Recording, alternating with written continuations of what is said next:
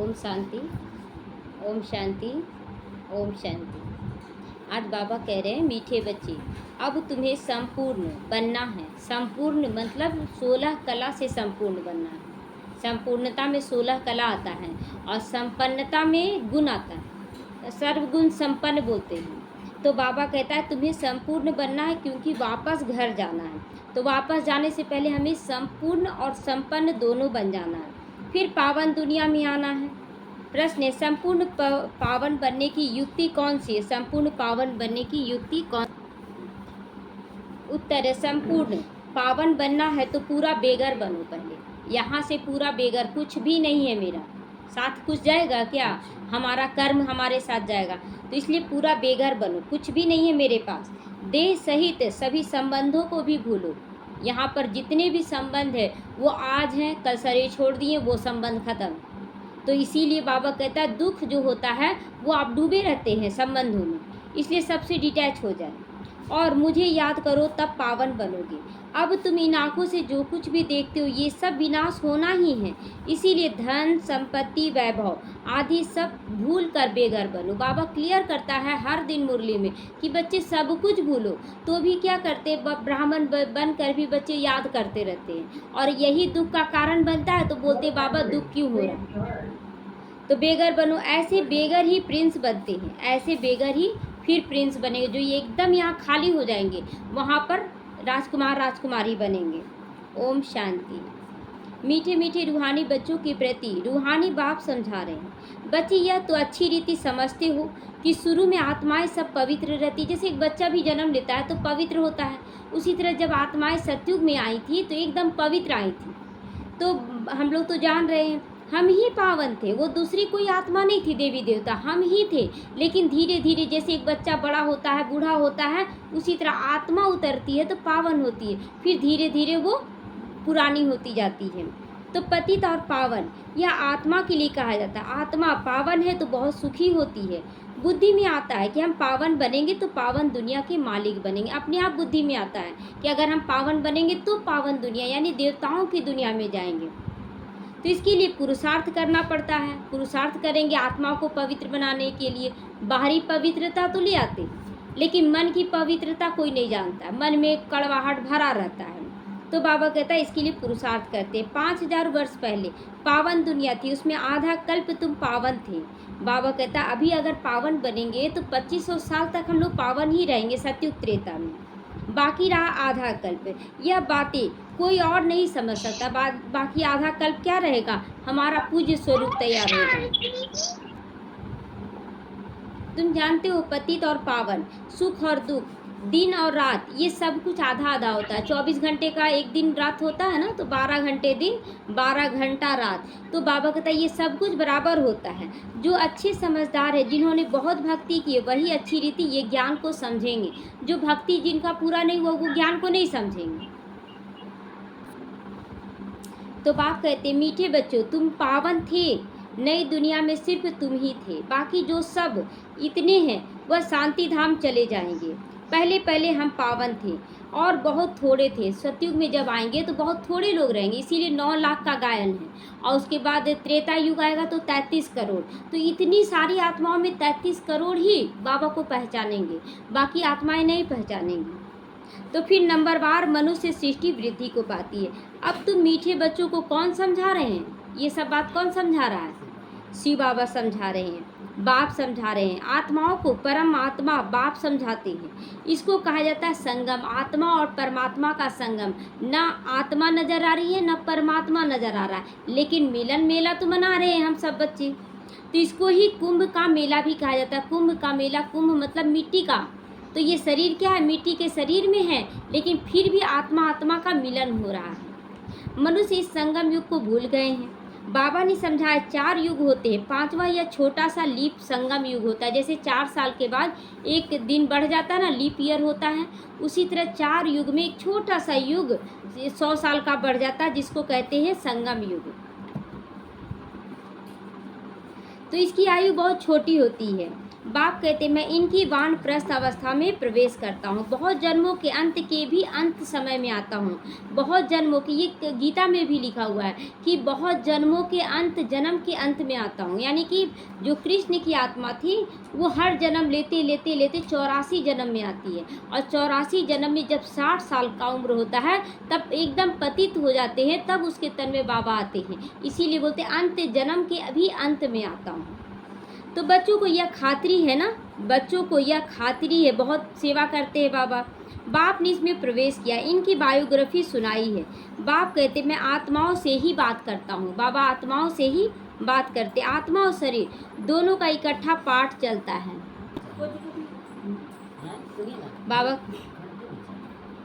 बाबा कहता है आत्मा और शरीर दोनों का इकट्ठा पाठ चलता है। अगर आत्मा अलग हो जाए तो आत्मा कुछ करेगी? कुछ नहीं करेगी। अगर शरीर को अकेले छोड़ दिया जाए बिना आत्मा के तो मुर्दा हो जाएगा। इसलिए दोनों का इकट्ठा होना जरूरी है। इनको कहा जाता है जीवात्मा, पवित्र जीवात्मा, अपवित्र जीवात्मा। सतयुग में क्या होगा? पवित्र जीवात्मा होगा। पवित्र यानी देवी देवताओं का शरीर पवित्र होगा, तन मन सब कुछ पवित्र होगा, और यहाँ पर आत्माएं पूरी तरह से आप पवित्र है सभी लोग। तो तुम बच्चों की बुद्धि में है कि सतयुग में बहुत थोड़े देवी देवता, सब नहीं बनेंगे, तो इसीलिए सबको ज्ञान सुनाते तो सब नहीं सुनते हैं, तो थोड़े देवी देवता होते हैं। फिर अपने लिए भी कहेंगे हम जीवात्मा जो सतयुग में पावन थी वह 84 जन्मों के बाद अभी पतित बन गए, अभी पतित बन गए हैं, और फिर से पतित से पावन, पावन से पतित, ये चक्र फिरता रहता है, दिन और रात का चक्र। जब हम पावन हैं तो दिन है, जब पतित बन गए तो रात है, भटक रहे हैं ना, भगवान को ढूंढ रहे हैं। तो याद भी उस पतित पावन बाप को करते हैं। तो हर 5000 साल के बाद बाबा एक ही बार आते हैं और आकर स्वर्ग की स्थापना करते हैं। बाबा कहते हैं ना, जब जब धर्म की अति ग्लानि होती है, तो कौन से धर्म की? माता पिता, पति पत्नी, बच्चे, इंसानियत, हर धर्म की ग्लानि हो रही है। और उस समय बाबा सभी धर्मों का विनाश कर, बच्चे बोलते हैं बाबा, बाबा कहते बच्चे सारे धर्मों को भूलो, और कौन सा धर्म? तुम आत्मा हो, ये धर्म बेटी को।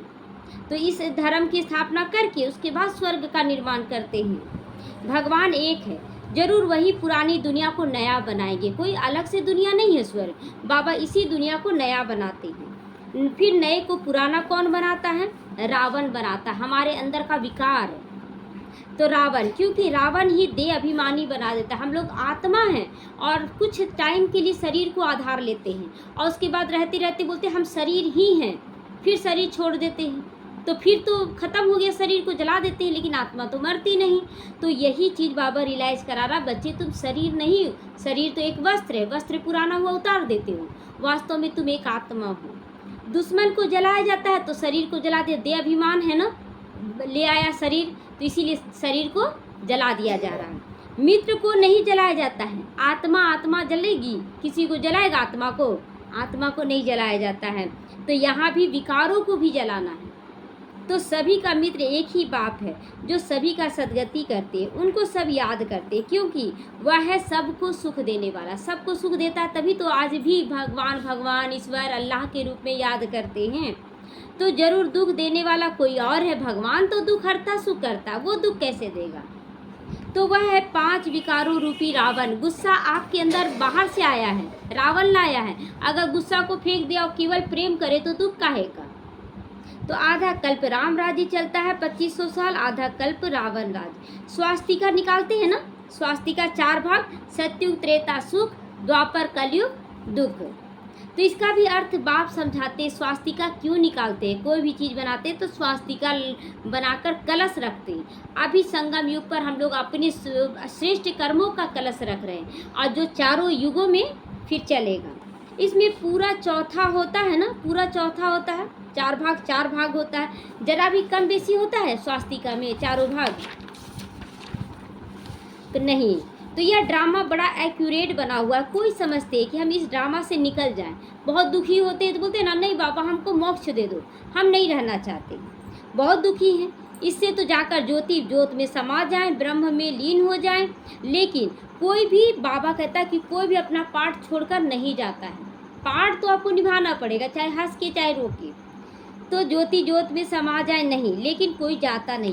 क्या क्या ख्यालात करते, भक्ति मार्ग में प्रयत्न भी करते हैं, भिन्न भिन्न करते हैं, जैसे कि कुआं डूब गए, मर गए, फांसी लगा लिए, जिंदगी से तंग हो जाते तभी तो करते हैं। तो लेकिन मुक्त तो नहीं हो पाते, वो आत्मा भटकती है। इसलिए कभी भूलकर भी ऐसा काम नहीं करना चाहिए, नहीं तो और ही ज़्यादा कष्ट।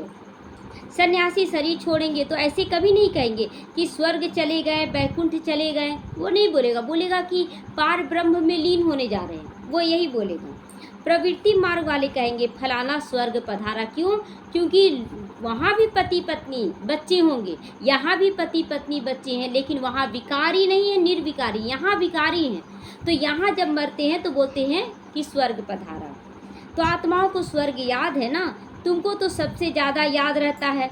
तुमको दोनों ही हिस्ट्री ज्योग्राफी का पता, दोनों ही, मतलब विकारी और निर्विकारी। तो और कोई को पता नहीं, तुमको भी पता नहीं था, लेकिन तुमको बाप बैठ बता रहे हैं, हम लोग को भी नहीं पता था। यह मनुष्य सृष्टि रूपी वृक्ष है। वृक्ष कैसे होता है? बहुत बड़ा हो जाता है, फिर उसी का एक बीज तोड़कर फिर से लगाया जाता है, नया वृक्ष किया जाता है। तो वृक्ष का जरूर बीज भी होना चाहिए। बाप ही समझाते पावन दुनिया कैसे पतित बनती है, फिर मैं पावन कैसे बनाता हूँ। सारा राज हम लोग को पता है कि पतित कैसे बने, पावन कैसे बने। पावन दुनिया को कहा जाता है स्वर्ग। स्वर्ग पास्ट हो गया, फिर से रिपीट होने जा रहा है। जैसे दिन के बाद रात होता है तो रात के बाद फिर दिन होता है, तो ये रिपीट होता है। इसीलिए कहा जाता है कि वर्ल्ड की हिस्ट्री ज्योग्राफी रिपीट होती है। रोज़ रोज़ दिन आता है, रोज़ रोज़ रात आता है। तो वर्ल्ड की पुरानी से नई, नई से पुरानी रिपीट होती है। रिपीट माना ही ड्रामा।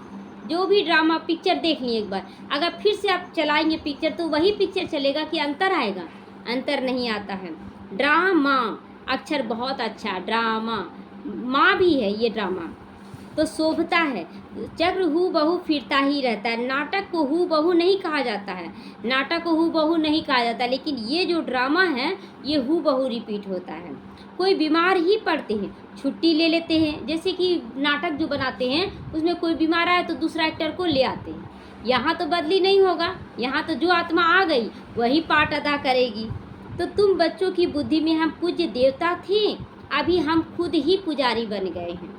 तो बाप आकर पति से पावन बनने की युक्ति बताते हैं, जो 5000 वर्ष पहले बताया था बाबा, आप फिर बता रहे हैं। सिर्फ कहते बच्चों मुझे याद करो। पहले याद कैसे करते थे? चलो तैयारी करके मंदिर चले गए, थोड़ा सा पूजा पाठ कर लिए, हो गया। अभी तो बाबा 24 घंटे का चार्ट दे रहा है कि कैसे याद करना है। बाप पहले पहले तुमको आत्माभिमानी बनाते हैं। पहले पहले ये सबक यानी पाठ याद देते हैं कि बच्चे अपने को आत्मा समझकर बाप को याद करो, शरीर समझकर परमात्मा को याद नहीं।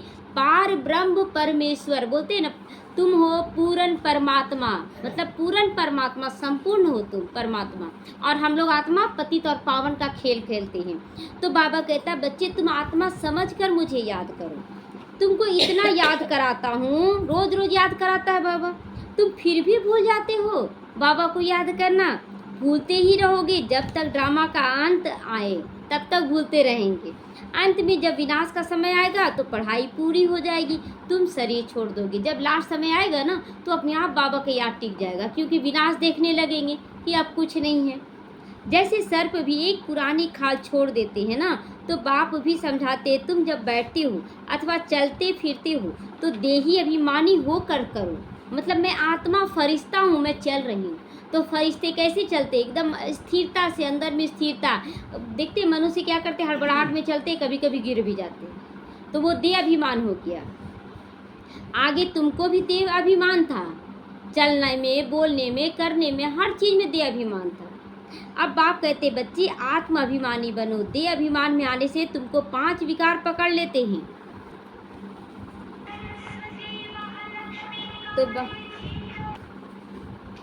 तो बाबा कहता है देह अभिमान में आने से तुमको 5 विकार पकड़ लेते हैं। आत्म अभिमानी बनने से कोई विकार पकड़ेगा नहीं, डरेगा। भूत पिशाच निकट नहीं आवे, महावीर जब नाम सुनावे। तो महावीर किसको बनना? आत्मा को बनना है। मैं महावीर आत्मा हूँ। तो देही अभिमानी बनकर बाप को बहुत प्यार से याद करो। मेरे बाबा, मीठे बाबा करके याद करते हैं। और पहले बोलते थे हे भगवान ठीक कर दो, जैसे कि नौकर मालिक से बोल रहा, ऐसे बोलते थे। अभी तो बाबा बोलते हैं। तो आत्माओं को परमात्मा बाप का प्यार मिलता है इस संगम युग पर। इसीलिए मीठा बाबा बोलते, दिल से बोलते हैं, दिमाग से नहीं बोलते, दिल से बोलते मेरा बाबा। इसको कल्याणकारी संगम युग कहा जाता है, जिसमें हम आत्माओं का कल्याण होता है। जबकि बाप और बच्चे आकर मिलते, तुम आत्माएं भी शरीर में हो, बाप भी शरीर में आकर तुमको आत्मा निश्चय रोज कराते, रोज आते हैं, बोलते बच्चे तुम आत्मा हो, शरीर नहीं। तो बाप एक ही बार आते हैं, जबकि सबको वापस घर ले जाना, महाकाल बोलते हैं ना, अभी महाकाल बनकर सबको वापस घर ले जाए। चलो अब घर, कोई नहीं रहेगा, ये कलयुगी दुनिया है, इसमें नहीं रहने देंगे। बाबा सबको पावन बना कर ले जाएगा। समझाते भी हैं, हम तुमको कैसे वापस ले जाएंगे, समझा रहा ना कैसे ले जाएगा, मच्छरों के समान लास्ट में ले जाएगा बाबा। तुम कहते हो हम सभी पतित हो गए बाबा, आप तो पावन हो, आप आकर हमको भी पावन बनाओ। तुम बच्चों को पता नहीं है कि बाबा कैसे पावन बनाएंगे। पहले तो नहीं पता था, लेकिन अब तो पता है ना कैसे पावन बना रहा है। जब तक बनावे नहीं तब तक हम क्या जाने, जब तक नहीं जानते थे तब क्या जाने। यह भी तुम समझते हो ना कि आत्मा छोटा सा सितारा है, बाप भी छोटा ही सितारा है, परंतु वह ज्ञान का सागर, शांति का सागर, तुमको भी आप समान शांति का सागर बना रहे हैं। यह ज्ञान तुम बच्चों को है, जो तुम फिर सबको समझाते हो। फिर सतयुग में जब तुम होगे तो यह ज्ञान सुनाएंगे क्या बाबा? जब सतयुग में होंगे, सतयुग में बाबा ज्ञान सुनाएगा? नहीं। यह ज्ञान सुनाएंगे क्या? नहीं।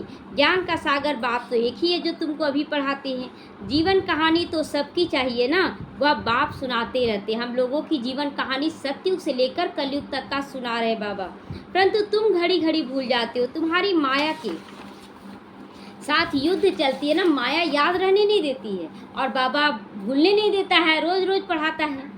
यह तुम फील करते हो, बाबा हमको याद करते हैं फिर हम भूल जाते हैं। बाप कहते माया ही तुम्हारी दुश्मन है, माया ही, मोह माया जो घिरा हुआ है ना चारों तरफ, यही दुश्मन है। और शरीर छोड़ने के बाद कुछ भी नहीं जाएगा साथ, लेकिन हम लोग फिर फंसे हुए हैं। बाबा कहता तुमको भुला देती है, बाप से बेमुख कर देती है। तुम बच्चे एक ही बार बाप के सम्मुख होते हो, बाप एक ही बार वर्षा देते, फिर बाप को सम्मुख आने की दरकार नहीं। इतना अच्छा स्वर्ग दुनिया बना देता है कि बाबा फिर चारों युगों के लिए नहीं आता, फिर 5वें युग संगम युग पर आता है। पाप आत्मा से पुण्यात्मा का खेल चल रहा है, स्वर्ग का मालिक बना देती है। बस फिर क्या करेंगे, जब हम मालिक बन गए तो राज करेंगे, तो फिर बाबा क्या, न बच्चे याद करेंगे न बाप याद करेगा। तुमने बुलाया और मैं बिल्कुल टाइम पर आ गया। तुम जब चिल्लाए कि बाबा अब नहीं रहा जाता, आ गए बाबा। हर 5000 वर्ष के बाद मैं अपने समय पर आता हूँ, ये किसी को भी पता नहीं। शिवरात्रि क्यों मनाते हो? उसने क्या करके गया? तो बोलते हैं कि विष का पान किए इसलिए शिवरात्रि। कब विष का पान किया? अभी तो बहुत सारा विष है चारों तरफ दुनिया में, तो किसी को पता ही नहीं। इसीलिए शिवरात्रि की हॉलीडे नहीं देते, छुट्टी नहीं देते। आप देने लगे हैं छुट्टी, पहले नहीं देते थे। तो सब की हॉलीडे करते, लेकिन शिव बाबा आते हैं, इनका पाठ बजाते हैं, उसका किसी को पता ही नहीं, अर्थ ही नहीं समझते जानते। भारत में कितना अज्ञान है ना। तो तुम बच्चे जानते हो शिव बाबा ही ऊंचे से ऊंचा है, तो जरूर मनुष्यों को ऊंचे से ऊंचा बनाएंगे। बाप कहते हैं मैंने इनको ज्ञान दिया, योग सिखाया, फिर वह नर से नारायण बना। बाबा ज्ञान दिया तब तो नर से नारायण बना, बाबा ज्ञान दे रहा है। उन्होंने यह नॉलेज सुनी, कृष्ण की आत्मा जो पतित बन गई, ब्रह्मा बन गई, अब वो ज्ञान सुनकर फिर से नर से नारायण बन रही है। यह ज्ञान तुम्हारे लिए है और किसी के लिए शोभता ही नहीं। तुमको फिर से बनना है और कोई नहीं बनती। यह है नर से नारायण बनने की कथा। जिन्होंने और धर्म स्थापन किए, सब पुनर्जन्म लेते लेते तमो प्रधान बने, फिर उन सबको सतो प्रधान बनना है। बाबा कहता जो जो तमो प्रधान बने वही फिर बनेंगे सतो प्रधान। उस पद के अनुसार फिर रिपीट होगा। उच्च पाठधारी बनने के लिए तुम कितना पुरुषार्थ करते हो, मेहनत करते हैं ना। बाबा की यज्ञ की सेवा करते हैं, धारणा करते हैं, ज्ञान का मंथन करते हैं, योग लगाते हैं, तो कौन पुरुषार्थ करा रहा है? ये बाबा करवाता है। बाबा तुम ऊंचा बन जाते हो, फिर कभी भी याद नहीं करने की दरकार रहती। स्वर्ग में थोड़े ही तुम याद करोगे, तुम तो वहाँ पर रास लीला करोगे। ऊंची से ऊंचा बाप है, फिर बनाते हैं हम लोगों को ऊंचे से ऊंचा। नारायण से पहले तो श्री कृष्ण ने, फिर तुम ये क्यों नहीं कहते हो कि नर से नारायण बने? क्योंकि जब भिखारी बन गए ना तो हम बच्चे नहीं हैं। तो बच्चे जब बनते हैं तब श्री कृष्ण बनेंगे। अभी बाबा कहता है कि तुम अभी भिखारी बन गए, तो इसीलिए नर हैं। अभी सबका ऑर्गन्स बड़ा है ना, छोटा बच्चा तो नहीं है। तो अभी नर है तो नर से नारायण बनने का लक्ष्य रहना। बच्चा बनेगा जो, वो कृष्ण बनेगा। तो क्यों नहीं कहती हो नर से कृष्ण बने? क्योंकि नर है अभी, नर से नारायण, बच्चा कृष्ण बनेगा। पहले नारायण थोड़ी बनोगे, पहले तो प्रिंस कृष्ण बनोगे, श्री कृष्ण बनेंगे ना। तो बच्चा तो फूल होता है, वह भी फिर भी युगल बन जाता है। महिमा ब्रह्मचारी की होती है, जो ब्रह्मचर्य का पालन करते हैं उसका होता है।